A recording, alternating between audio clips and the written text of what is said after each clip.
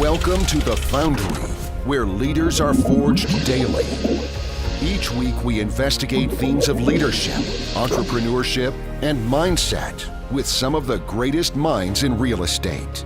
And now, the data scientist of real estate, George Roberts.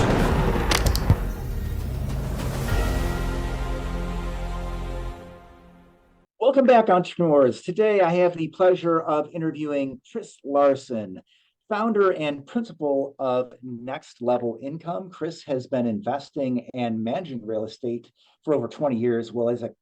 Still a college student, he bought his first rental property at age 21. From there, Chris expanded into development, private lending, buying distressed debt, as well as commercial offices, and ultimately syndicating commercial properties. He began syndicating deals in 2016 and has been actively involved in over $1 billion of real estate acquisitions. Chris is passionate about helping investors become financially independent. So with that, welcome to the show, Chris. George, thanks for having me. It's great to be here. Great to talk to you today. Yeah, well, give us a quick rundown. Why car washes? Yeah, so I talked about the 18.5-year real estate cycle, right, George? So we have different assets that perform better. I love multifamily. I love self-storage. I love mobile home parks. I think that, we need housing. We have a housing issue in this country. I want to supply housing to people. I think that's a great long-term demographic trend. But we've had really strong returns in the multifamily and self-storage market here in the past few years.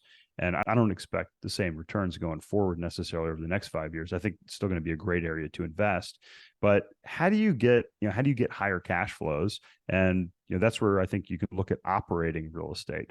Like car washes, like I would say mobile homes are kind of in there as well. Short-term rentals is another one. And then like senior housing, I would throw into that bucket too. But if you notice, like all of these things are really a business. You're really running a business in addition to owning the real estate. And you have to consider that as an investor. Do you want to have an operating company in addition to your real estate business? That's not necessarily for everybody, as you kind of pointed out. Yeah, absolutely. Well, one of the reasons why I love, car washes, absolutely. The cash flow is huge. And then you do have the value add opportunities.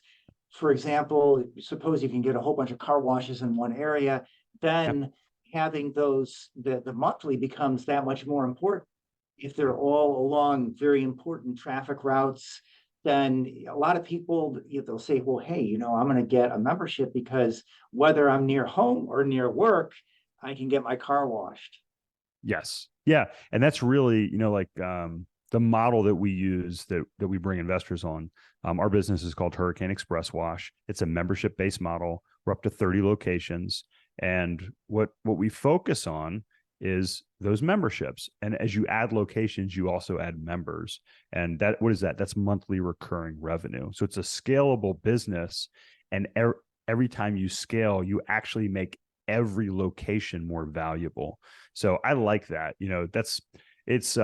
It's something you can also do with multifamily, right? If you have a large portfolio and you exit to a large institution, you can lower the cap rate a lot of times if it's well run, even if they're in different locations. So there's a lot of similarities. People exactly. are like, and I was going to ask about the roll-up model if you are looking to have a larger exit, because if you look at, and it's been a couple of years since I've done this, I'm not doing car washes actively, but you saw huge multiples for things like Mr. Car Wash that are publicly traded. But you're trading just a very small multiple of EBITDA when you look at your local car wash. So when you go from local to regional to IPO, I mean, huge differences in the earnings multiple that you can exit at. Yeah, you can literally go from an 8 multiple on EBITDA to over a 20 multiple of EBITDA. So that's more than 2x, right? That's massive. So we actually only assume a 1.5 increase. So we assume that we're going to go from, say, an 8 to a 12x multiple in our underwriting, but we're pushing for that 15, 18, 20, what you see when you get, you go from like 30 to 100 to 150, 200 locations. Yeah, if you're watching the YouTube version of this, you can see I'm smiling because our punches are just pretty amazing. Now let's talk some more. Maybe we'll talk more about markets again. But when you listen to these podcasts, everybody is talking about their best deals and what they do well. But as it's been said before, success is a poor teacher. Can you tell us what was your worst deal? What did you learn from it? Yeah, so actually, that deal in Houston is a good example. So we've had deals recently where we took them over, and we had to remove people that had fraudulent lease applications, and lease ups took longer, and it just took longer to get property stabilized and those sorts of things. But we still own a lot of those properties. We're improving them, we're running them, they're positive cash flow. That deal in Houston went full cycle, and it was kind of a double whammy. So, like the operator, friends with the operator, actually did a JV partnership with the operator at one point, but they switched management. They were going through basically a business divorce. So there was 3 partners that were going down to 2. So they were distracted. The hurricane comes through in the midst of all this in Houston, blows at about 200 units, the roof off of 20 some units. So our revenues go down. Now people are like, oh, you have insurance. You got insurance, but that's not going to pay the rent of the people that are living there. Business interruption insurance is something that not a lot of people think about. And it's not very expensive either, by the way. Yeah, but you still have to get through that period. So, if you're running an apartment and you've lost 10 or 15% of your residents, and people come up and they see like a roof missing, they're not going to rent there, right? So it really messes up, your business. So what happened was they had refinanced that property. They had to do a capital call to get through that period. And that was also in the midst of the oil shock where the oil prices went down. So there was a general pullback in the economic activity in Houston in the midst of these, basically 3 negative forces that were going on from a business level, a property level, and the actual damage to the property. Perfect storm, so to speak. Yeah. We didn't lose money. We made about 5% annualized on that deal. But I had to send them a check to get my original money back, and that was a little painful. And the other thing I learned was there was not a preferred return on that. So even though the deal underperformed, the operators still made a decent profit. Whereas like in our deals, if it was structured with say a 7% preferred return or 8% preferred return, they probably wouldn't have made any money on that. So, so today we try to protect our investors, structure our deals like that. We try to be considerate of all those things. We don't over leverage the property. It's one of the things I mentioned earlier in the process, but there's some things you can't predict. And I will say the one thing I learned on the flip side is that they communicated very well. I'm still friends with those operators. I don't fault them aside from the over leverage, which, things were going very well. So they were striving to give investors their capital back, but I still have respect for them because of how well they communicated the issues that they were going through. Yeah, a lot of lessons there, because I know a lot of people in somebody literally just because of the way the communication was handled. So very, very huge. Yes. Yeah, communication is king, especially when things are challenging. You really want to over communicate, in my opinion. Yeah, exactly. If you're over communicating, you're probably communicating about enough. That's right. Unless you ask my wife, she'd say I talk too much to her. So, Oh, wow. You're killing me. All right. So how about this? What would you say in the business? I'll take syndication, but you can take any of the businesses you're in that you think you see people generally doing something wrong. What would that be? Ooh, wow. Geez, something wrong. I'm generally probably pretty critical when I look at things and try to figure out. It's more like, hey, can this be done better? Going back to that framework and doing that. So I think when it comes to real estate, it comes to medical device business, it comes to any of these things. Just had a conversation there. A gentleman's putting together a raise for large project, and it doesn't have to be fancy. And I think that's what we forget in today's age is that, we're going to put all this technology in place. We're going to do all these things, but really what needs to be done? You need to pick up the phone, you need to have a conversation, and you need to do the hard work. And that's what I think people do wrong. And whether they're lazy and they assume that, they don't want to do it, because it's hard, or because they make an assumption that, I can do it with technology or another way. It's like I get these messages on LinkedIn, like, hey, George, how you doing this week? I'm like, what, Chris, why are you why are you messaging me through LinkedIn saying, how you doing? I can see that it's a bot coming through LinkedIn, right?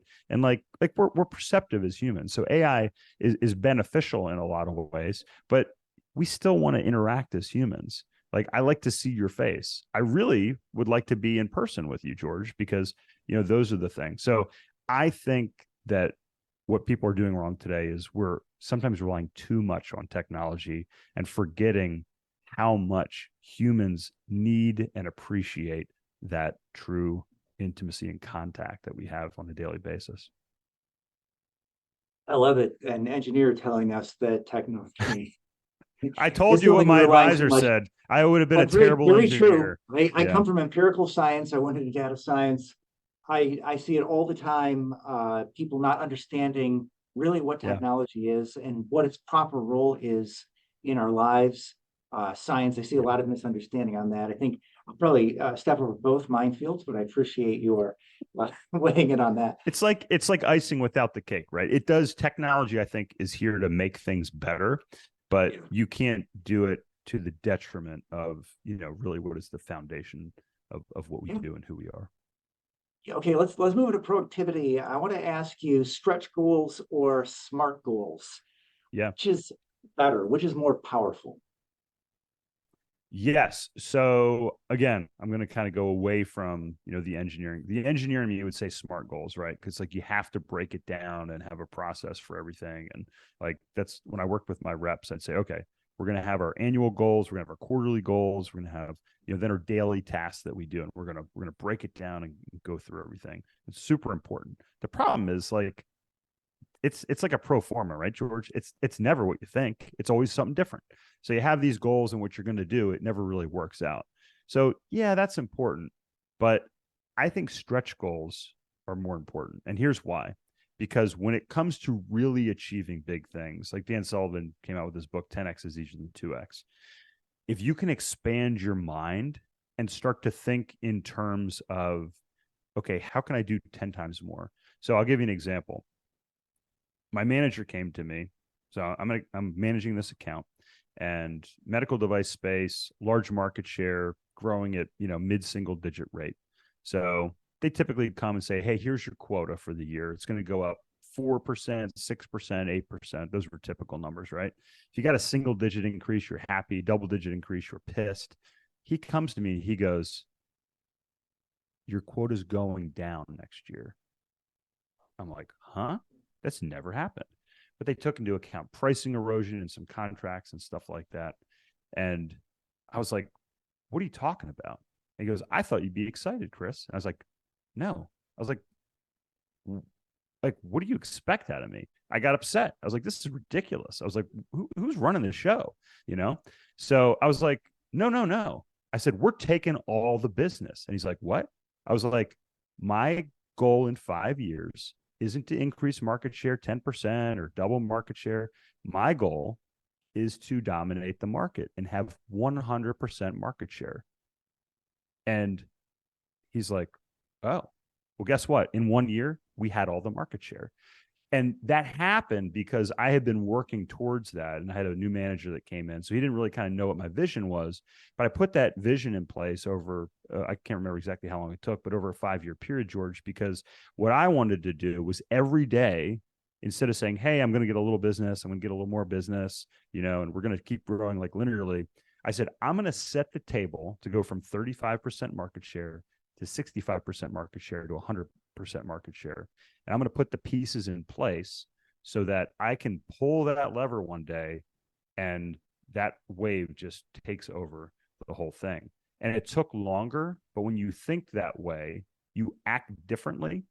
And you also, your brain, you change not only the way you act, but you just everything about you changes because you have a different philosophy, you have a different concept. And that's what I always thought. And I acted differently. Guess what? I was building my passive income so that if when I made that big play, when I made that big bet, I could have lost all the business, but I didn't. But the only reason I could have done that is because I didn't have to go to work. I had enough passive income. So what it did was having that mindset actually gave me more passive income as well. So I actually didn't have to do that big deal, which made that big deal feasible. you know what I did after we got that deal done? I left the company. Exactly. I love how you contrast the engineer's approach to your more entrepreneurial role in medical device sales. Couldn't agree more. As an entrepreneur, you're just playing the game at a higher level. Those stretch goals, they do mean a whole lot more. Now, what about time management? What have you gotten better at saying no to in the last few years? Yeah, that's a great point. So I've always been good at time management. You know, in college, I had my Franklin Covey planner, and I would put all my training blocks in there, all my classes in there, because I had to get all my work done. I had to train and sleep and eat and all these things, and those things take a lot of time when you're training at a high level. So I used to have that. I moved to Outlook, had my Outlook planner and all that. And my wife makes fun of me because I have all my blocks. So a lot of it is systematized. And what I do, so it's kind of like saving. So people are like, you know, I take this question to be like, hey, how do you budget your money? How do I budget my time? I don't. So here's what I do. I save first, I invest first, and then I spend what's left over. It's way more fun. So what I do is I put the important things on my calendar. I put sleep, workouts, most important, time with family, you know, my family time. My son has a birthday in 2 weeks. I just told my assistant yesterday during our call, I said, that day is blocked. I'm off that day. Like nothing's going on my calendar. It's my son's birthday. It's a Monday, but I'm not working that day. So they know, my team knows that's off. So you block it first. So it makes it easier to say no because I've already said yes to what's really important. Workouts, family, my health, those sorts of things. And then if it's something that could be done by somebody else, so if it's a $15 task, I put people in place that can handle those things and do it. So I don't have to say no if I don't want to. So I don't think I actually answered your question. But what I try to do is not put myself in a position. It's like my wife said, she says I have terrible self-discipline when it comes to like ice cream. And I was like, well, Jess, I was like, if you brought a bunch of college girls in here in bathing suits, I was like, I'd probably have bad self-control. And she's like, what are you talking about?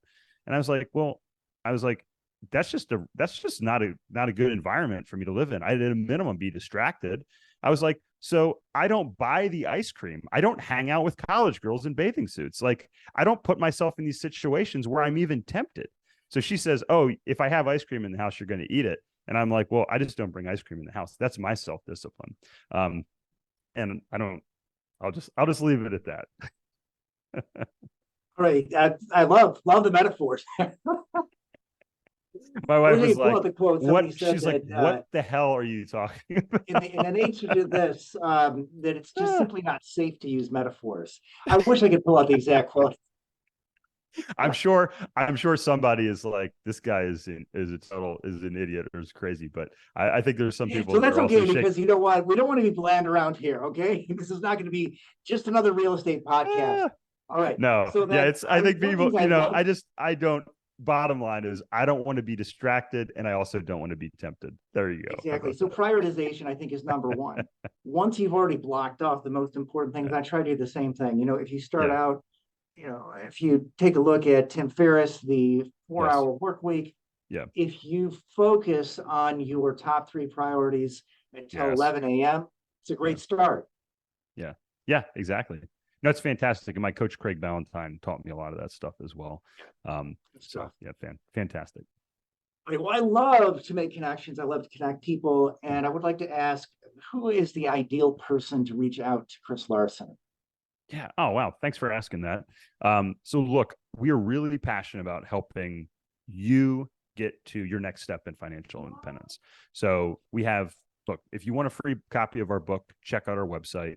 You know, if you're getting started in your career and your investing journey, and you want to learn more, but you're not ready to invest, get a free copy of the book.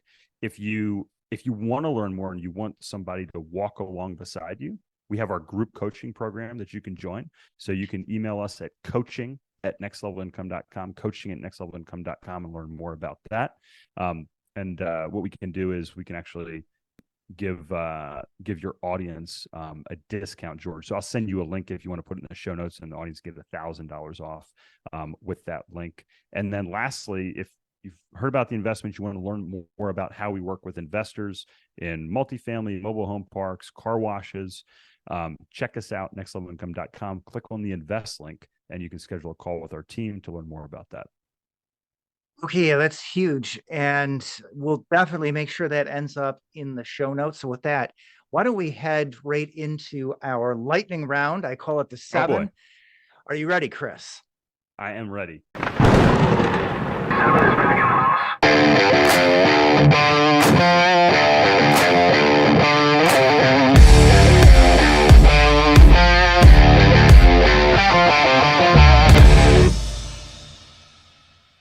All right. If you could be known for just one thing, what would that be?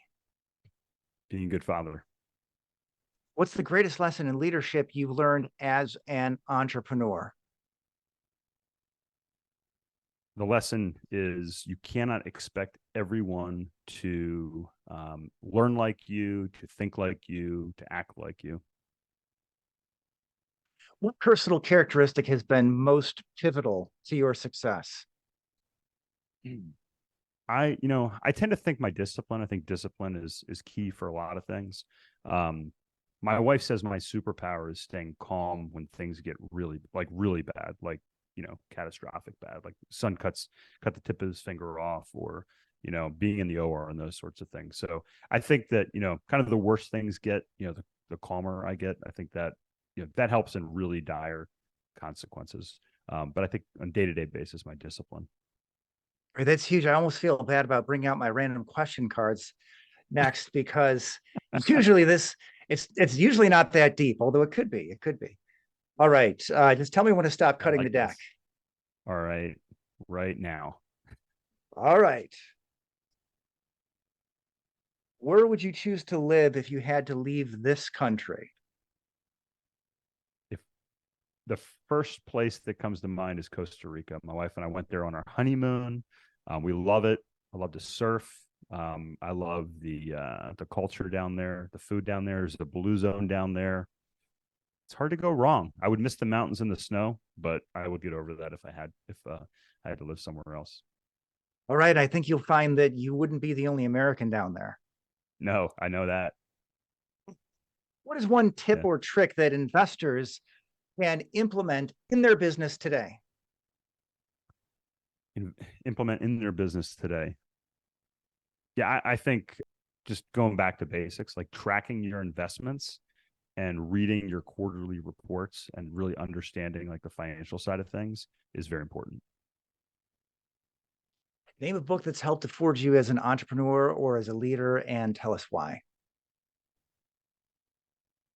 Dan Sullivan, Who Not How, is the one that comes to mind, and the reason is an individual contributor. So if you've been in the professional world, a lot of people understand that. You go out, you go to work, you try to sell something. You may be a physician, you may be a salesperson, as I was. You're going out and basically working alone every day and achieving something as an individual. That's very important and very powerful, but that's not going to allow you to scale and help more people.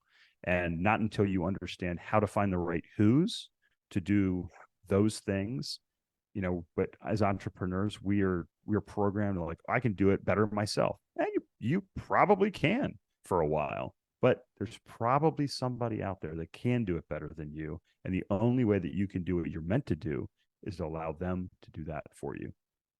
Huge. Can you set us out with a quote to help forge our listeners as leaders and entrepreneurs? Yes. Look, if you're listening to this show, you already know, and you're programmed to go and do something with the talent that the universe has given you. So I love Winston Churchill's quote, right, which is kind of the discipline side, which is, I'll paraphrase it, but never, never, never quit. Keep pushing forward. Don't quit. When life gets you down, get back up and keep going. That's how true champions are made.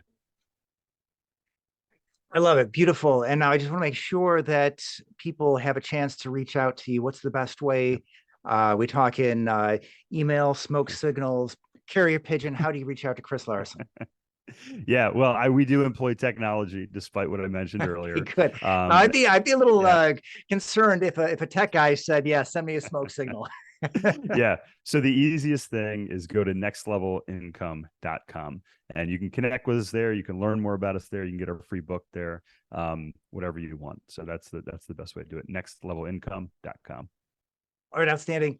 Thank you so much, Chris, for taking the time to share your knowledge and experience with our audience. This has been fun, George. Thank you so much for having me, and best of luck to you out there.